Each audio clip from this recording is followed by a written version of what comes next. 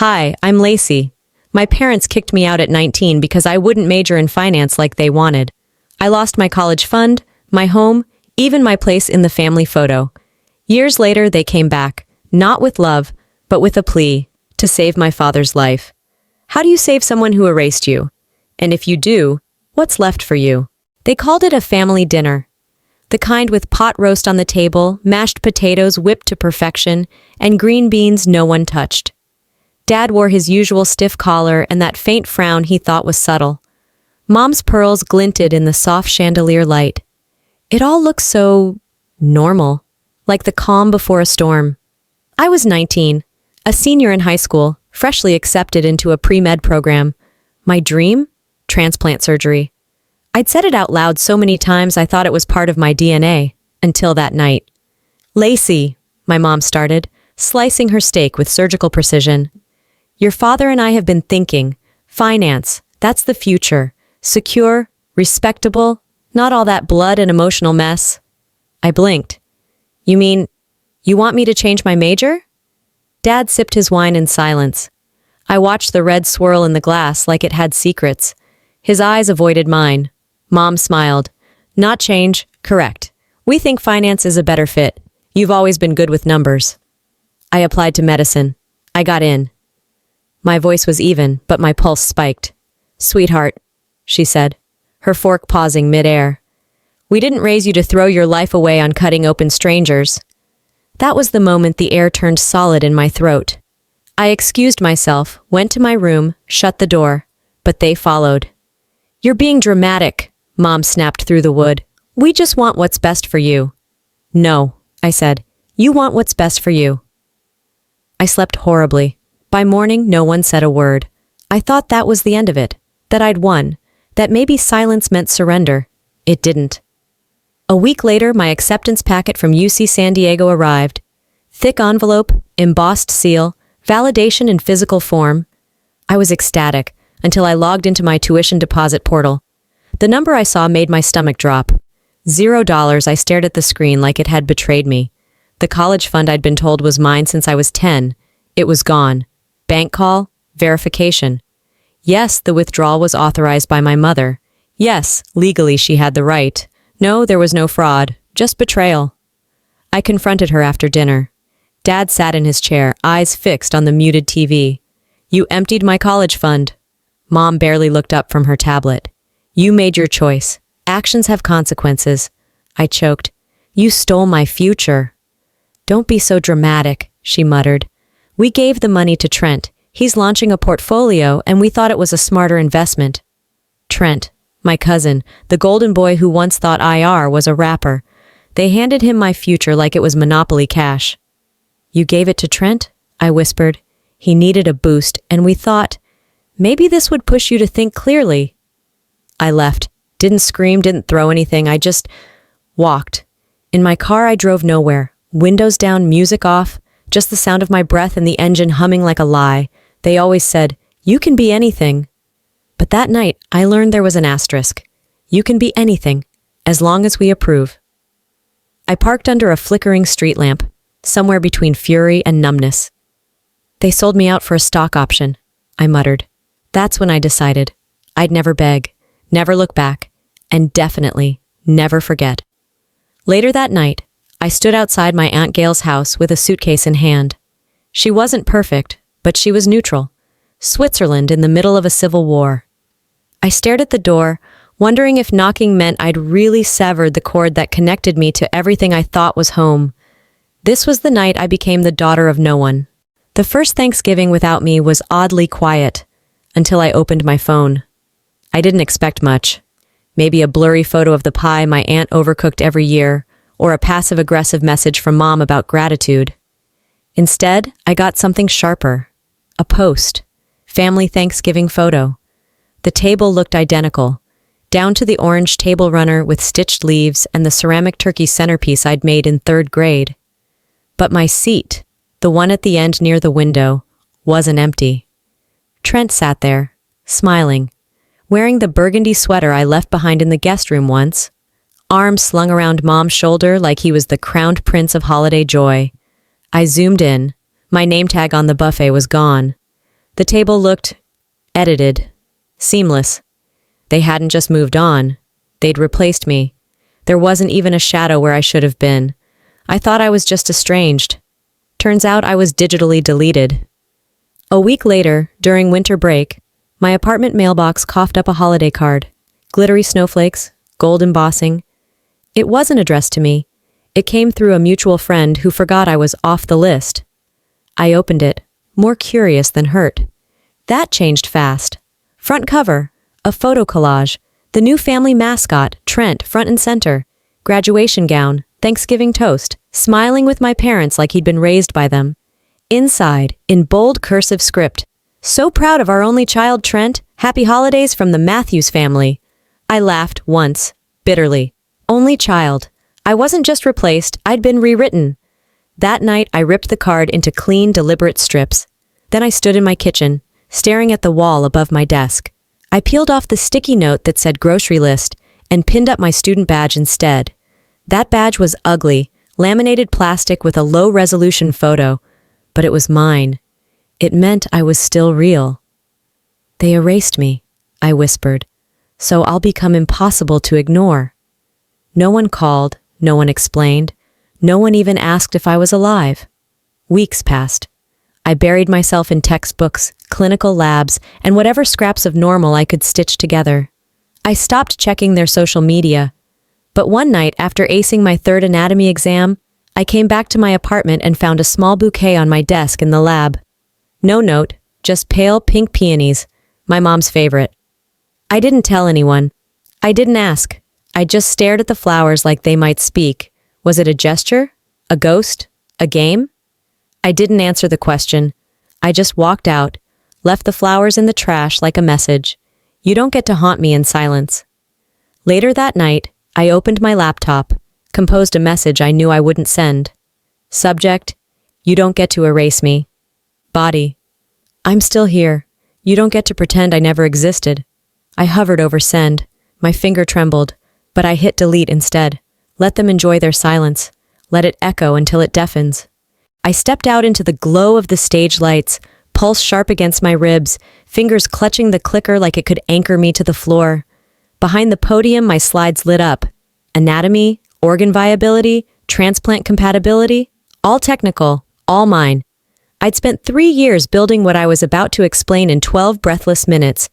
But before I opened my mouth, I saw them. Row 5, center aisle. My mother's hair pulled back like always, tight, efficient. My father's hands folded neatly in his lap. Neither smiled, neither waved, just watched. Still as photographs. My voice didn't crack, but something inside me did. They sat through my keynote like strangers. I spoke about liver graft regeneration, about reducing post-op mortality by 22%. The auditorium applauded. People rose. My parents did not. When I looked again, the seats were empty. I found out later they left right after I stepped off stage.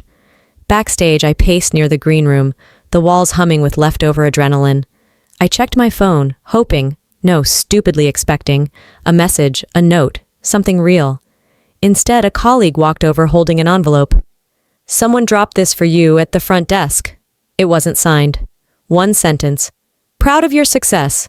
We were there." Were, past tense, detached, like attendance meant amends. I didn't cry. I didn't smile. I just tore the envelope in half. The note, too. Let the pieces scatter on the carpet like confetti for a celebration I wasn't part of.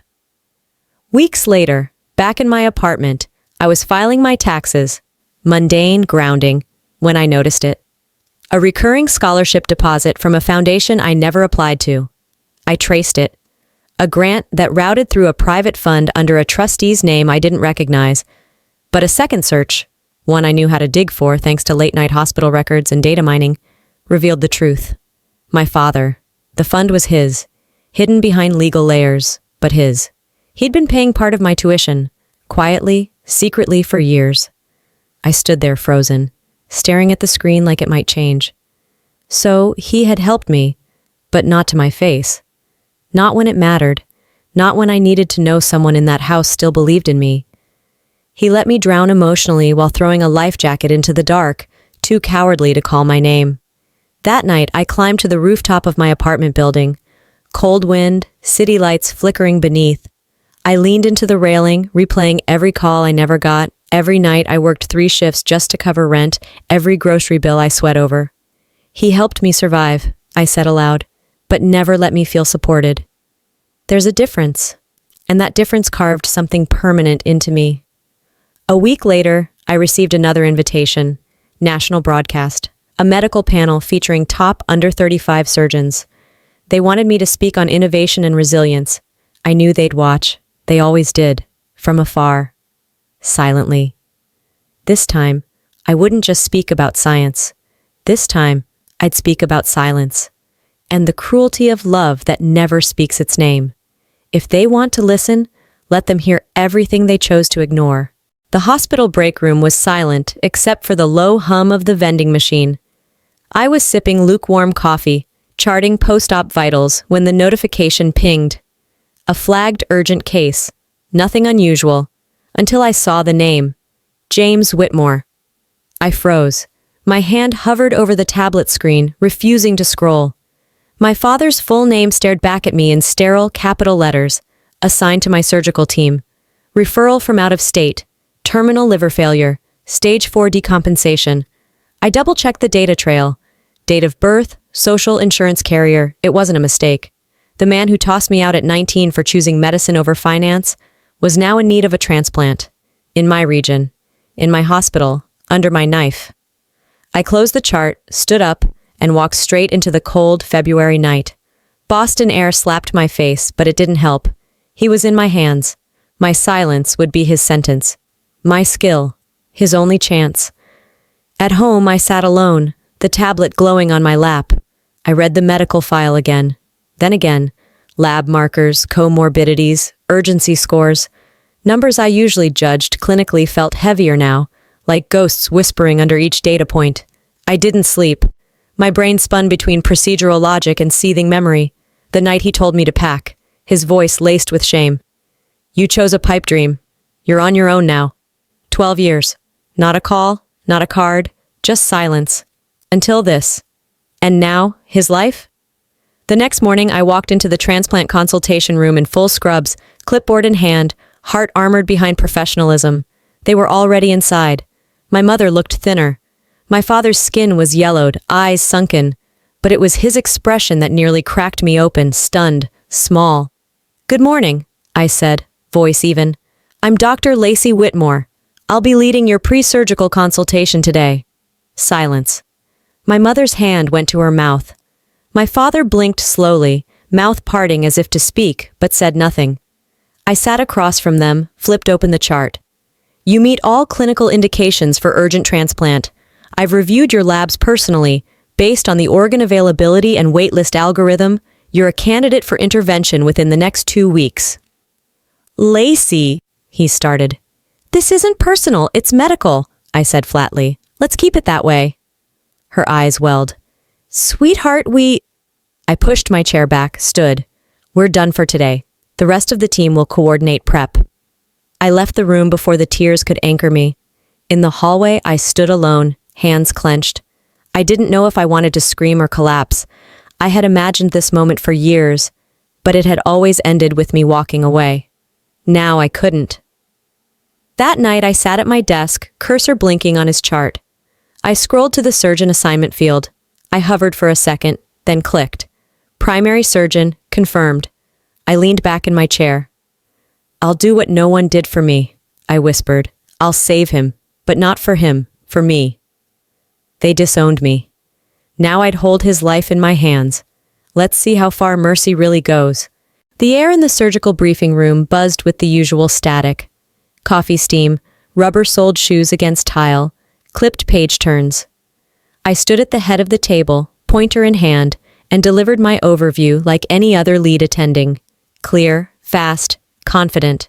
Patient is a 64-year-old male with ESLD MELD score at 36. Portal hypertension, history of hepatic encephalopathy, transplant is urgent, windows closing. A junior resident leaned forward. Dr. Whitmore, are you sure you don't want Dr. Gray on primary? I looked him square in the face. No. The room fell into quiet respect. I let it hang there before continuing. This surgery is complex. It requires a steady hand, and I have one. They didn't ask again, but I saw the question sitting behind every glance. Why her? They didn't know the story, and I wouldn't give it oxygen. This wasn't about redemption, or revenge, or duty. It was about drawing a line. He was my patient, not my father. Outside the pre-op consult room, I found them waiting. My mother, clinging to her purse like a lifeline. My father, gaunt, sweat lining the collar of his shirt. His eyes met mine, and I saw it. Fear, not of death, but of facing someone who'd once called him dad. I wanted to say, he began. I didn't let him finish. You don't get to speak like that anymore, I said. I'm your only option, yes, but don't confuse my presence with forgiveness. They're not the same.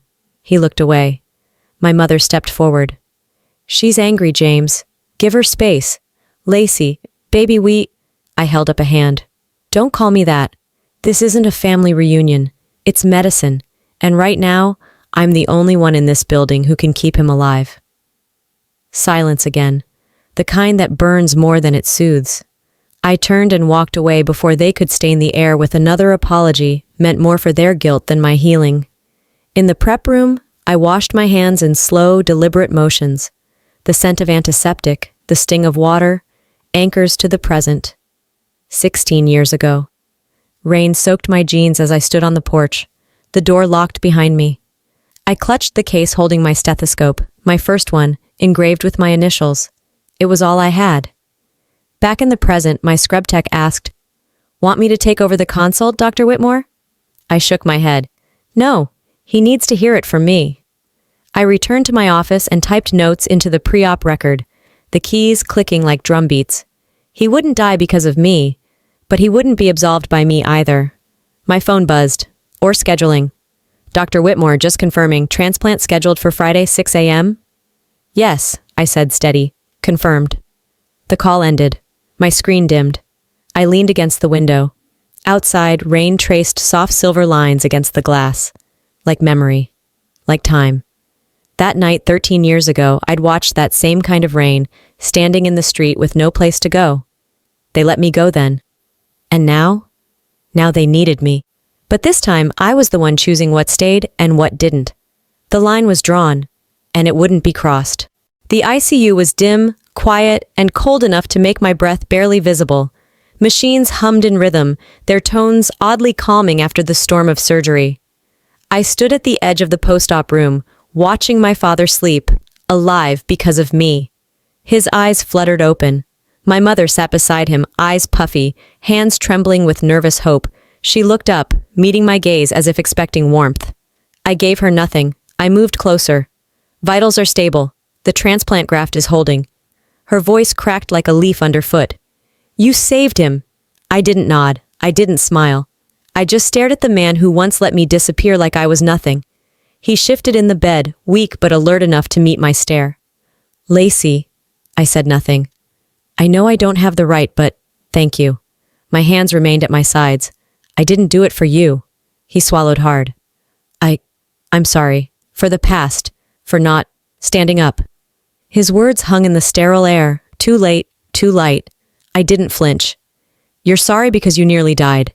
That's not an apology. That's fear talking. He blinked, caught. My mother tried again. We thought we were protecting you. From failure? From struggle? No, I said flatly. You were protecting your image. Your reputation. Not me. Silence crept in again. The same kind that always followed their decisions. Their silences that cut deeper than any spoken rejection. I glanced down at the IV line running into his arm. It was strange.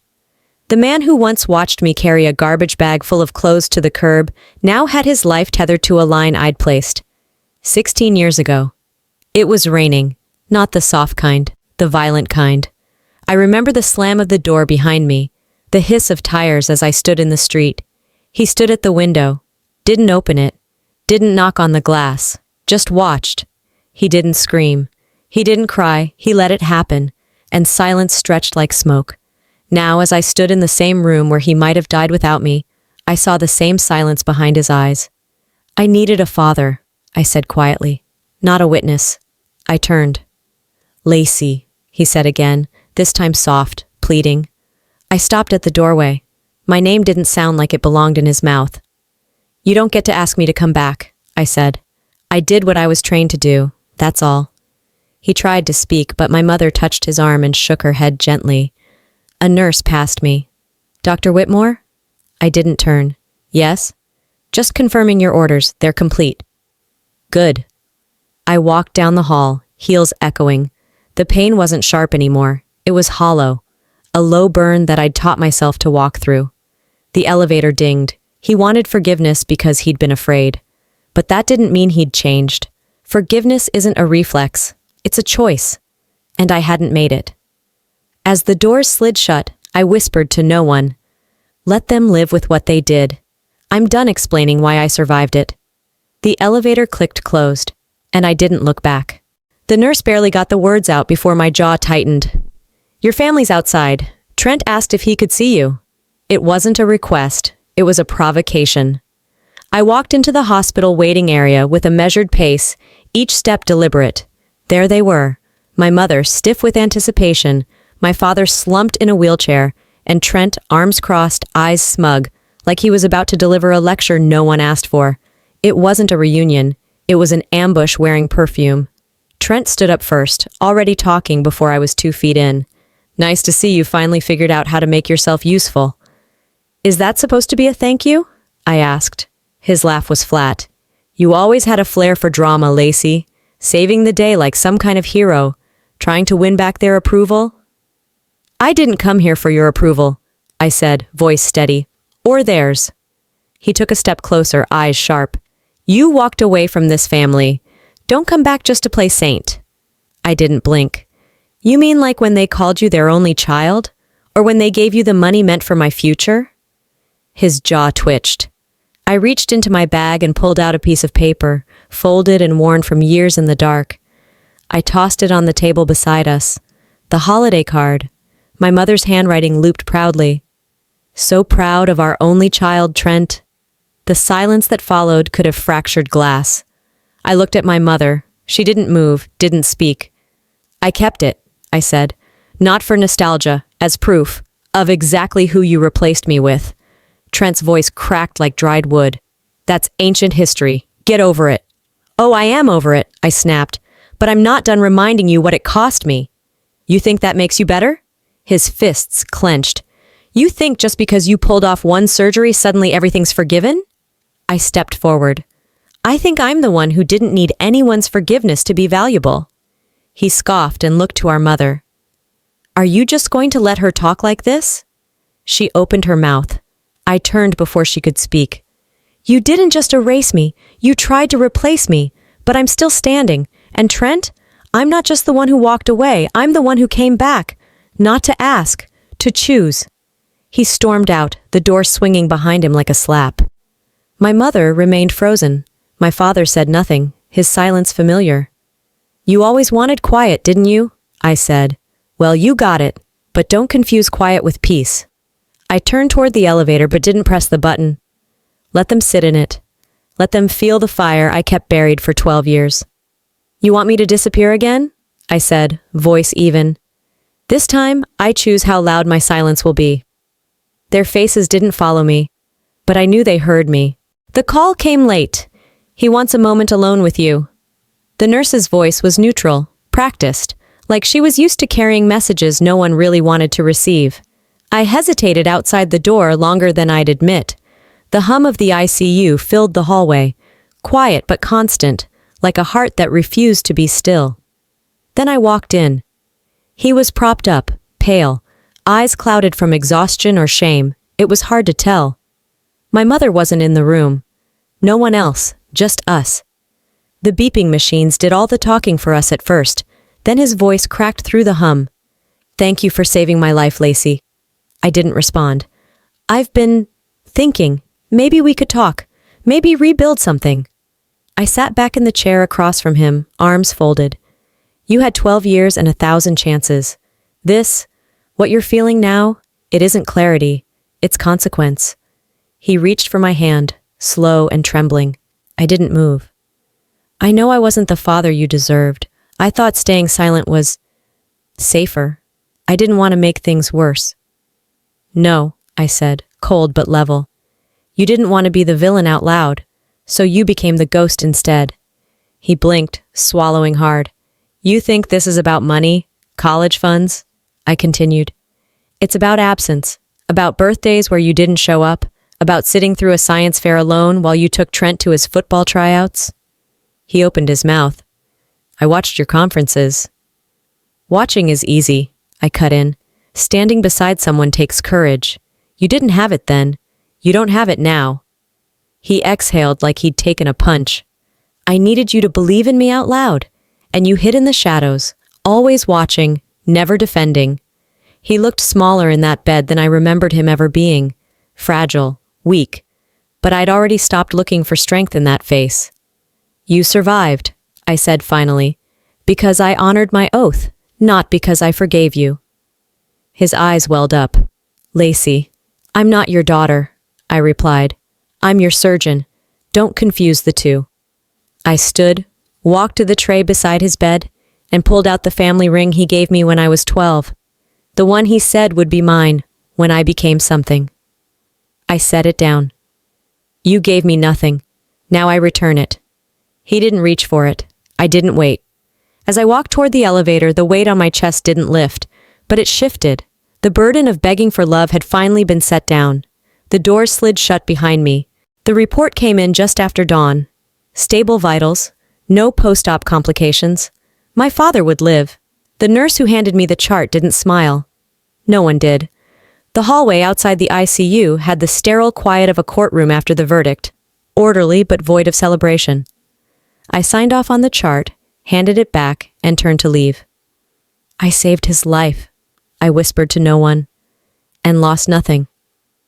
Driving through the half-lit streets of Boston, the city looked softer, blurred by sleep and early light. I passed a block I hadn't seen in years, my childhood street. I didn't slow down, just stared through the windshield, a silent montage of memories playing at the corners of my vision.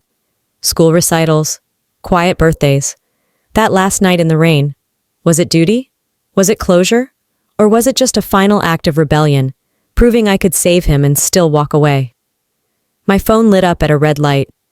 A draft email blinked on the screen. I'd typed it at 2 a.m. the night after surgery. It said, "You're alive. That's the best I can offer." I hit delete. Not out of hate, not even out of anger, just certainty. Silence had finally become my language of choice and power. By the time I got to the clinic, the rhythm of life had picked back up. Paperwork, appointments, soft conversations echoing through exam rooms. My intern, a first year with too much caffeine and not enough sleep, trailed me with wide eyes. "You always look at patients like they're hiding something," she said as we scrubbed in. I glanced at her. Because they usually are. And sometimes what's unspoken, that's where the real healing starts. Later that night, I came home to a thin stack of mail. A formal letter from the hospital's ethics board, commendation for my unwavering professionalism in the face of personal adversity. Beneath it, another envelope, handwritten. From him. I held it for a moment, then slid it into the bottom drawer of my desk, still sealed. Next to it sat the holiday card from years ago, the one that named Trent their only child. I didn't need to open this one. I already knew what it would say. Regret, redemption, maybe a line about second chances. But I wasn't offering those anymore. Some wounds don't need stitching, just distance. I poured myself tea and sat by the window. The silence wasn't heavy anymore. It was mine. This wasn't the end, just the moment I stopped bleeding. Looking back, I don't regret saving his life. I regret every second I spent waiting for him to see mine as valuable. But that's what growth looks like sometimes. Choosing peace over explanation, distance over duty. I learned that blood doesn't define family, integrity does. The healing isn't always about others. Sometimes it's about reclaiming the parts of yourself you were forced to silence. So here's what I want you to take away. You can honor your values, hold your boundaries, and still act with compassion. Forgiveness isn't forgetting. It's refusing to let pain dictate your path. And if you're standing at a crossroads like I once did, ask yourself, what would it look like to choose you this time? Have you ever had to walk away from someone who should have stood beside you? Drop your story in the comments. I want to hear where you're tuning in from, how the story landed with you, or even if you disagreed. Let's talk about it. If this video moved you, even just a little, hit that subscribe button so you won't miss the next story. And if you felt seen, leave a comment with a 1 or share where in the world you're watching from. Let's heal together.